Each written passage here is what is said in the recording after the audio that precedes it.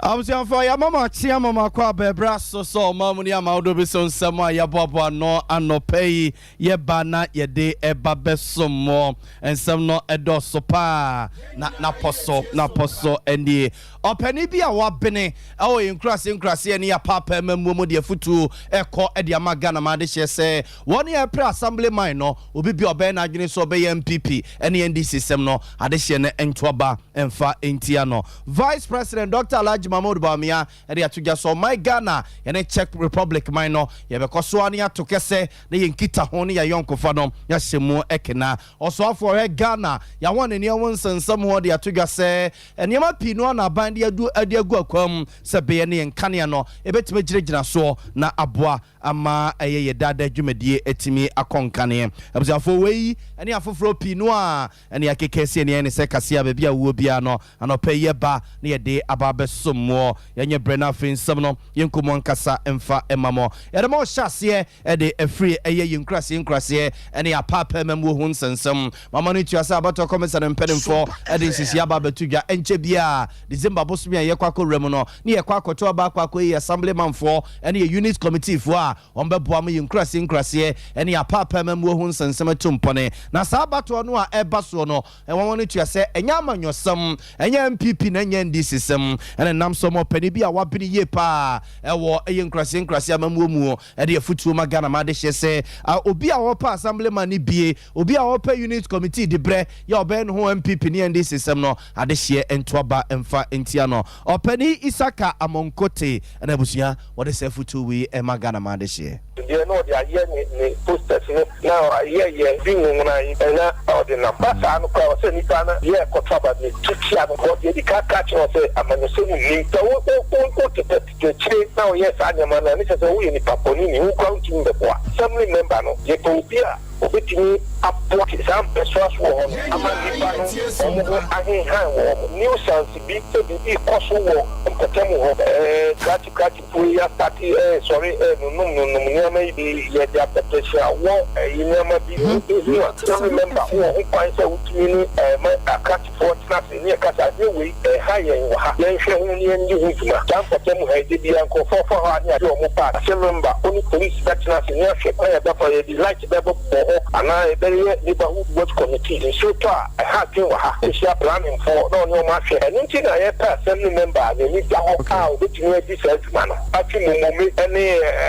Surukudia Pakruma and Apama. The problem now, apart for within the whole decentralization and now local government in Ghana to see it here. So, only the central government, they are not doing a bite. I can say, Omo ambashe, Omo ambashe, decentralization, every central government to be a tendency of centralizing. Which is a big demanding decentralization. But yes, so no, across the empire, and yes, into central government in order to say any partner and why and crana. It's Abzafo Penny Isaka Monkote Yobia, we end him the 4 pa, a bunny inkrasi any a papa memo huns and semwa, or Cassim Puno Cassin she, and now or the futu Magana Madish and say, Assemblyman Abaton, or Yabapa and Wakakotono, no obey Surukusem, no obey MPP and this is some no, why no, remwa de papa bia, and Tibuntuaba, and fa intia Sancrofono. Yet was so not yet the Marcons and Fufrum, and penning for him woman she saw, I was Santamantama said your futu. Mase baby o mine no ekeka kono ebeya ye mama ya no yemie atena ye bia sa atena ne beye atena ya ye de amoase eye pade bi bekwa kogu honum na chese mansini bia enya bia ye mama yo mo ye nkrase ne ye nkronkuma mu a pade mpempi no ano eya ne ho akwakwa edredi ama wunum no yetimi edibia dum wunum wabra anye se wo kwakotu esika akwakoje oba pani a oba santemantema se ya ono na regional girl child education or her so ma me Hana Amponsa and this answer me etuja. Ghana na the girls education unit. The unit no ehwe say emaya esukuko ebekoso. Enti ehwe sukuko ene akomudia ni na ekodogu. Enti situation na where this girls officers no complain about Nema school phone kara ebusu emra ebu omusa na you say region district no a program only program no say the best omuso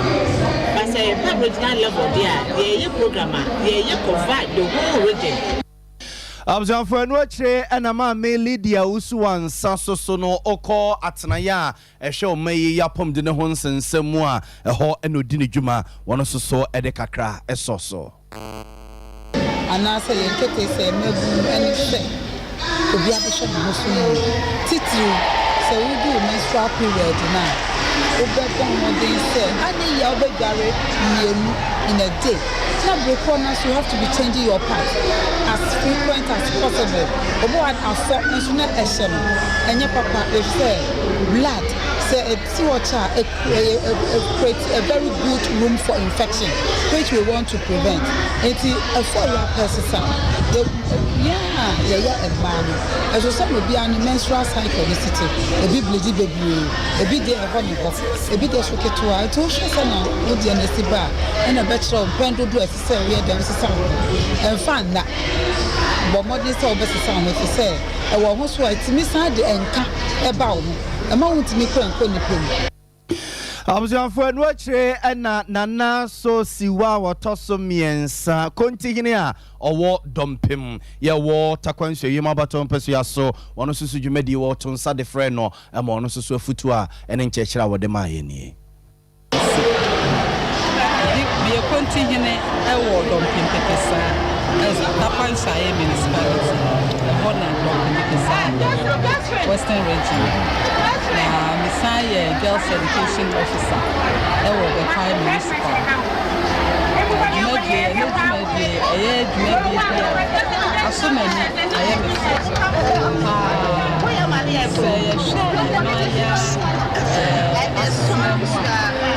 A group of Pensobia, Abaya, and it's Chimamuno, and also the goodness, the sub-Muno. So be another name be a person and ma abayano a bedu baby no na na bra a kind of fast swap the menstrual and also the menses na everybody Abjan for yen to akase no somamona yen famon common penny atena yena Vice President Dr. Alhaji Mahmoud Bamia ede atuja so my Ghana yene Czech Republic minor yen kita hundie ye yonkofa yana muntu a yetutu no ye bekoso ani ahyemu kena na atretrim se beye na de mpuntu ne nkanko ne yeyo ebebre amama ne nyina ode san sami tuja wabra na Czech Republic minor mo man soafo penny abom mayimu eba bedi be nanu ya no akwakohia no ene ne di benun komo and this answer to Vice President Dr. Alhaji Mahmoud Bamia. What we have been seeing increasingly, even though it's small steps, the trade relationship also is improving between our two countries, and we want to see more in that direction, so that the private sector can benefit from this increase in relation that we are seeing between Ghana and the Czech Republic. We just want to emphasize that Ghana is a good place to do business. We are the most peaceful country in West Africa. We are the second most peaceful country in Africa.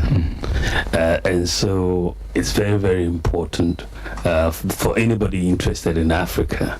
to consider Ghana as really the place for doing business. Sompa FM. Abjan for Vice President Dr. Alhaji Mahmoud Bamia ni yetene nkanu we yamra na wahia mansoafo pania o Czech Republic abonte so na o mana kwaba ede abom mayimu no de sansem yetu nanim na no akire Czech Republic o mansoafo pani eye Peter Faila so no ede ensem sei eto Vice President anim do more.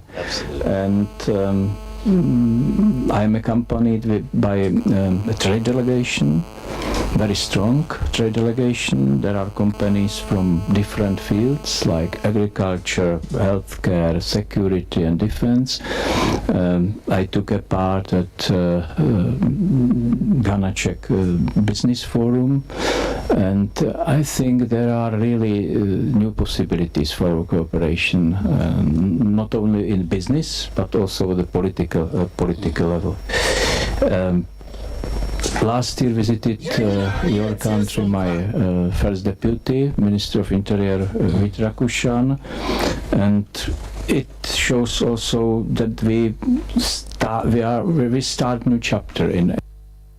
Zafonti we a Czech Republic omoman swafo penny and ono society in Kanoa na on a vice president eja womo eka sumsem bobenu nkomo na ono so church ne minor ene ma omo de betutu akomo na timi aboa ama o my Ghana ye ne Czech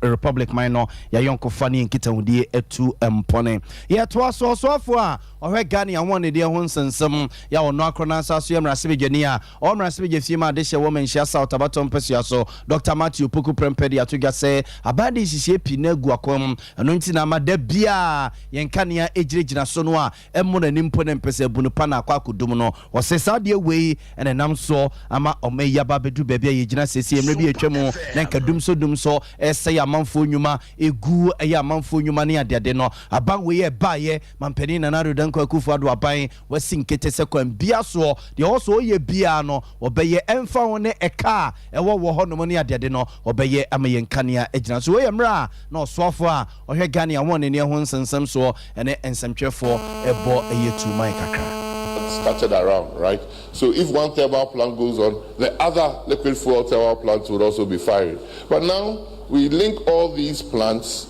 with one pipeline supplying gas.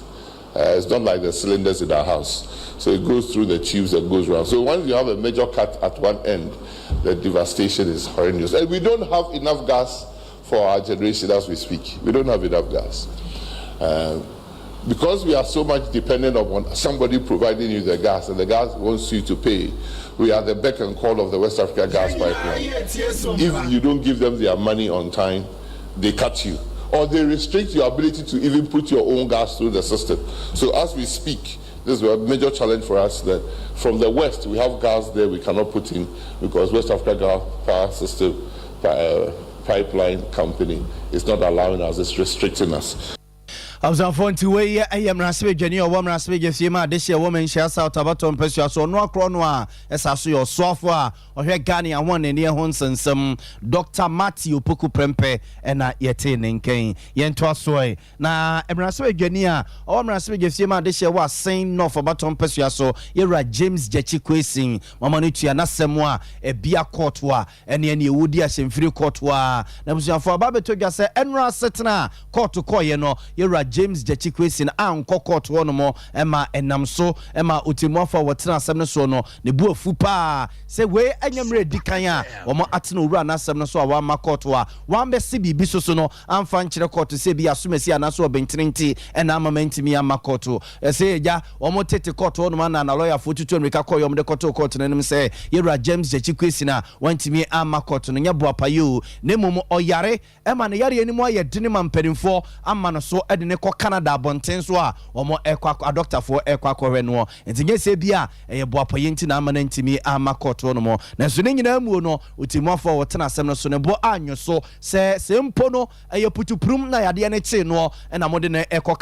Canada bonten so a na kan betimi atwo krata bi anasa doctor for betimi asoma krata bi mo de aba bedan court no se bia yera James Jechi Kwesin asem no a mo be frɛ ne kina no wa hye yede no ekwa bruchira kwa kohwe no na mo anse bibia nkire court na putuprum be ka kire me se wa yare a edi adanse na kyese no krasam na mo ka no owura James Jechi Kwesin yare mranimfo baako edema yera James Jechi Kwesin yera Baba Jamal enra na owo court no mo na court no keka mo nsem yie no ona nsem twefo di nkomo sei. It's a very sad day for us as Ghanaians and of course the legal system of Ghana. You have a judge insisting, despite clear evidence of medical report showing that the person is undergoing a test,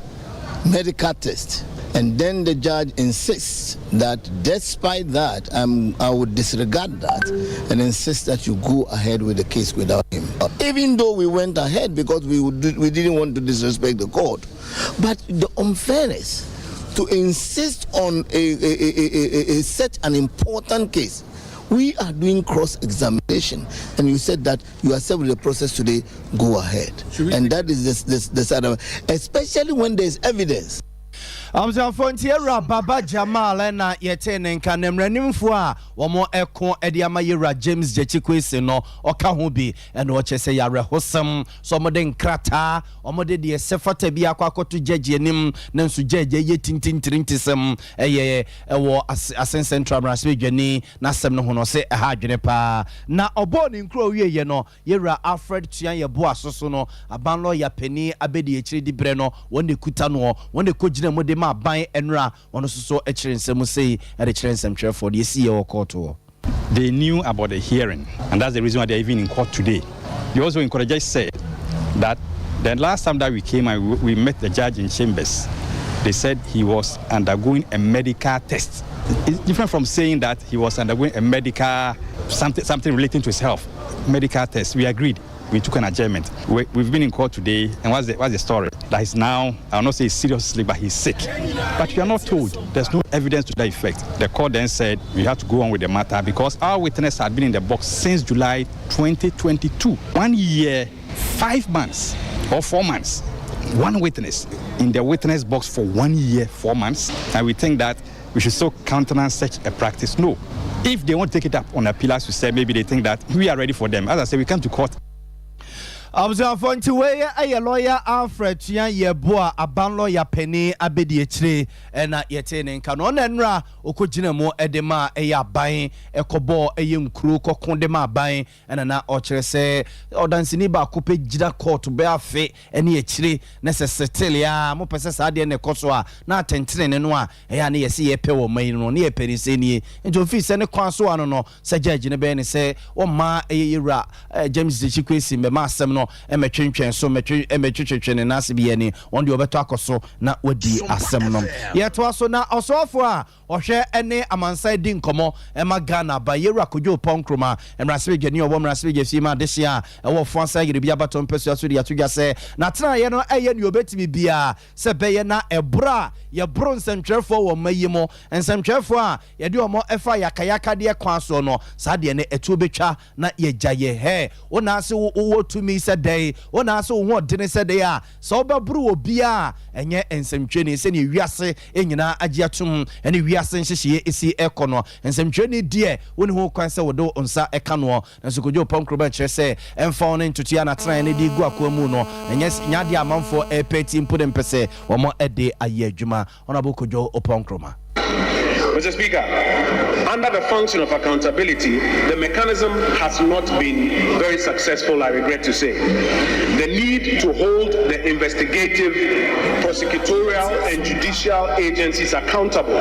for the incidents reported to them cannot be overemphasized. In some instances, the Ministry of Information has had to intervene and make direct reports ourselves to the Ghana Police Service, as well as demand accountability on the investigation, prosecution, and punishment of perpetrators.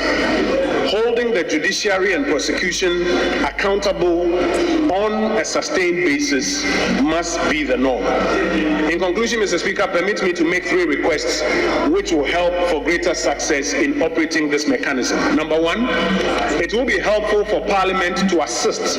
in holding the agencies accountable for the incidents that we have reported to them. And I call on members and this House to partner the National Media Commission. The NMC requires more resources to succeed at implementing the mechanism. Kojo pankroma ye mrasebe dwani owo mrasebe je fiema desia wo fo ansa yire bia baton pesu aso no akro no a ene saso ye soafo a ohye eni amansan edi nkomo magana by way emra na mrasebe je fiem wode sansemi eto mrasebe jafo nanim ensamtwefo a ye de ye fa yakayaka de kwan so ye sibam binum ye koto ahye binum so wa bro mo ye omadwuma ne ade no ene na osrese ye nyina ye mu a enye baakofo adwuma si etwitwi ye ni de kosiri pa baako a enya de ebeyi nti nyina won som ene nipa yensum se beye ne betimi awie peyo ede amayene ye to so na ye de makwapu mantem na busia anwasem bi asi e okro bi ye friend se ni wa brem ye wo brem no for baton pesua so wa pe mantem ade ya ora bi a ye se ye friend se maleki ne din a ye nsa kan ye no ye se ye friend maleki a wodi benfie be aduasa ho no mo eko na wawu efunu wawu na wawu nyina echi no ye se boys bi so omo ne funu no e wa asem omuni ni funu no e wa asem amoma kotwe ma e de asifunu no so abrofunu no ewrade yenkoi hwe ne omo kyerɛkyerɛ the kwesi ne say kwese omo ko fa bouncers ene ya police force o mega ide funu na panza abrima so omo ye a obi ene omo ko fa bouncers na police for there o mega ide funu ntinu de ko ba ne say boys de o na bia ene ye so omo ye so wa ko fa police for there na omo ntia ntinu first no omo di muni e kwa akosie like omo pega adaka na omo say ye fa nto form na omo da to ntinu e funu to form ana omo ko twa anfia ana omo di funu like the mama yes ani na ne stand for no mo ko fa mbae no omo chi mo pa che se bia abemfo be ma bia ni hase aha na ma boys me su fui ana ma omo yes ani ma no so fonti we ayam ranted ma ba wa binum a sare ho semi ni ani wu semi yesi ye na omo ani tuemu na omo chechinsem mo e de akire ni ntifunu efunu a me ka se funu wawu nti omo kwa kosie and our boys ni kire se when omo kire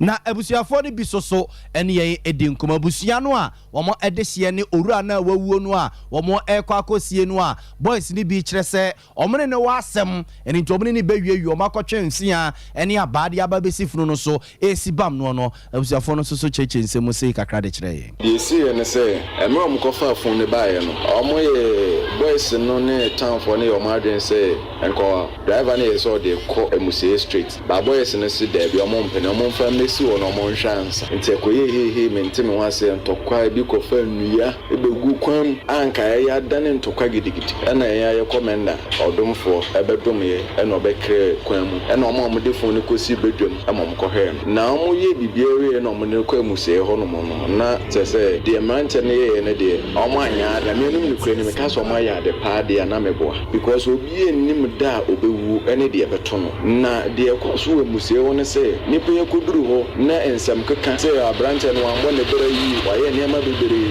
na mpu omode nam kom se waji sketrenti amomo yi abranche no efunu eto wo momo emma pa omo bo no ewe musie ho e papa ya daka omode kusie na atade omode ma no de akonyina mpu omo sei no Abzianti we aya ni wusam a esi ye ewo ni wa brem ye wo brem no fa baton pesu aso wa poe mantemo nti boys no na kesefunu na fira to nyina no mutietia no so kese adaka no eni amonkoto to nwen ana amonkoto no condemn wen nti we eya rehosem asie ewo apoe mantemo ye de kase na kwa kowie wo mrase gefiem abusuye beto dwasa rehosem bi asi ewo adane ne mpotemo company bia ye from say Electrochem Company Limited omutu nchine wa adane ne mpotemo omo ene mrante bi di bom emekowi ase ne baako afamu ewu ya enam so mrase be gani obo mrase gefiem ema adehye wo sigia baton pesu aso honorable Christian otutei ede atugwa se be bia asem na ba bedru no on the office mpenimfo enkohwehwem na adehye no a wo mo nchine ne ye wo dia no a ase company bibia ba begia boso no ye ma wo hunu se adehye no soso no e wo twaka wo chefa e wo nchine no a e wo ada ne sense company bia ono no free baby ba begi sade no e de aboso. It is extremely alarming that these hard-working individuals who are simply trying to make a living have become targets of violence. Mr. Speaker, the reports I received indicated that the residents were in their designated salt mining sites, a long-held sources of livelihood since 1960. And all of a sudden, a team of young men from Electrochem Company and a police patrol team appear at the scene and try to seize their working tools, which resulted in firing of gun shots. Abusiana sege MP na no si ya ena ne nua MP ono so wo ada ma me eye comfort do kujo so no e de kakra eso. He has been allocated a place allocated from Malabu to work there. Mr. Speaker, we can say we don't want investors, but my view is when you go to Ashanti region and there is land for gold, we also have that sort as white gold. And in the Ashanti region, they didn't give the whole allocation to Ashanti gold. There was space for the other people to do galamsey there. Mr. Speaker, so Lagoon, even our galamsey does not pollute water. Abusianti we asosia mraswe dwani owo mraswe je fiema de se wa dan bato mpesua so ma me eye comfort do kujo na yetene nkan na nyina mu no omo keka ansam ne wie no na mraswe dwani owo mraswe je fiema de se wa sante be kwa bato mpesua so enra won na ye adwuma se mraswe je fiem chia me hene speaker of parliament wode to dwa se omo ente committee na sa rehosem ne si ye no omo enkoyehwem.